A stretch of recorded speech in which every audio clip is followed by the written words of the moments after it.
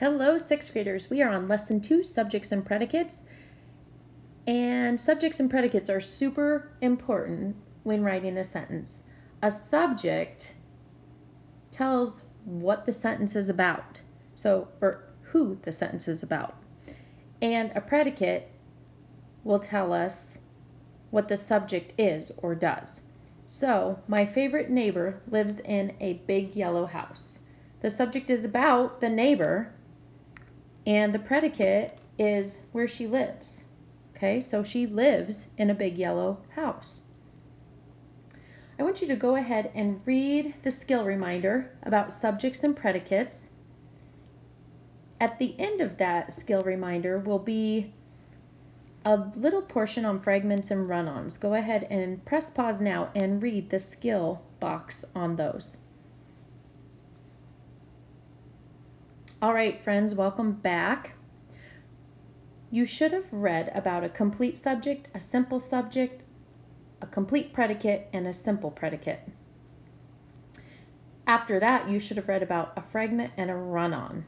Fragments and run-ons are super common in our writing. Run-ons are common because we have so much to say, we just say it and we forget punctuation.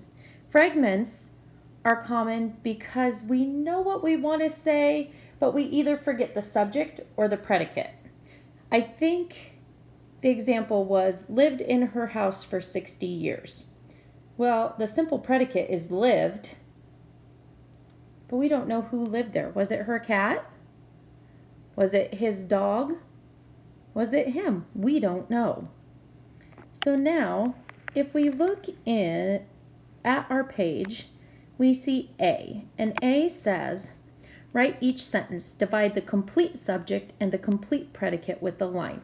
So we're going to find the subject, and then we're going to find that verb. As long as we find the verb, we're going to be able to split that sentence up. Remember, the verb is going to tell us what is happening in the sentence. So if we start with 1, her house is surrounded by a white picket fence. First of all, we have to figure out who the subject is. So if we find the first noun, her house. Okay, the house. And then the noun is surrounded. So what is surrounded? Her house. So we know that we will put a line in between is and house. Now 2, many beautiful flowers grow in the front yard. I'm going to take a second and step back and let you try to separate it, and then we'll talk about it together.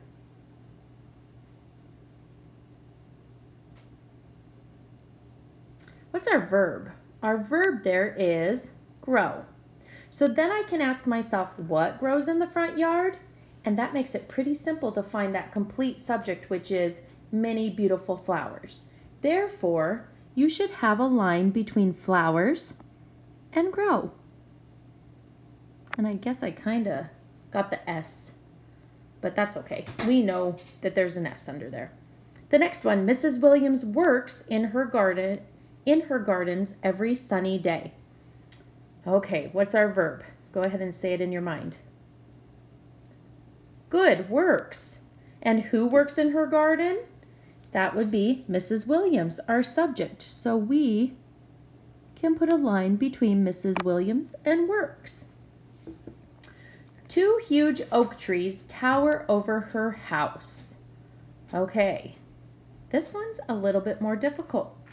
Go ahead and try to find the verb. Good, the verb is tower. And now we can ask ourselves that question. What towers over her house? The 2 huge oak trees. So we can separate the subject, 2 huge oak trees, to the predicate, tower over her house. The next job would be to underline the simple subject once and the simple predicate twice. So when we do that, we're only going to have 1 or 2 words that we have to underline. So for the simple subject in number 1, her house. Are we talking about her? No, we're talking about her house. So we are going to underline house once. Let's look at 2. Many beautiful flowers grow in the front yard. So now we are going to think about the simple subject. Is many anything? Is beautiful a noun? Nope, it's describing.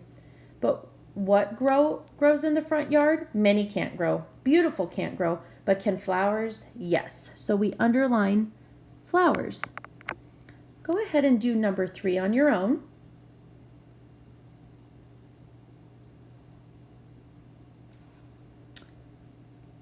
All right, we should have underlined Mrs. Williams. Why Mrs. Williams? Because it's a simple subject. So why do we say Mrs. Williams? Both words get underlined. If you said because Mrs. Williams is one person, it's the name of one person, you are correct. It's just like if I would say Tory Party. That would be my subject because that name is just one person. So let's go to 4, my simple subject. 2 huge oak trees. Remember my predicate is tower over her house. What towers over the house? Can 2? No. Can huge? No.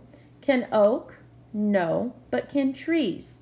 Yes. So trees will be my simple subject. Now remember, my simple predicate will be basically my verb. And if it has a helping verb with it, that counts as well. So, what is her house? It is surrounded. So, my verb is surrounded. So, I am going to make that my simple predicate, and I have to underline it twice. Okay, many beautiful flowers grow in the front yard. What are the flowers? They're growing.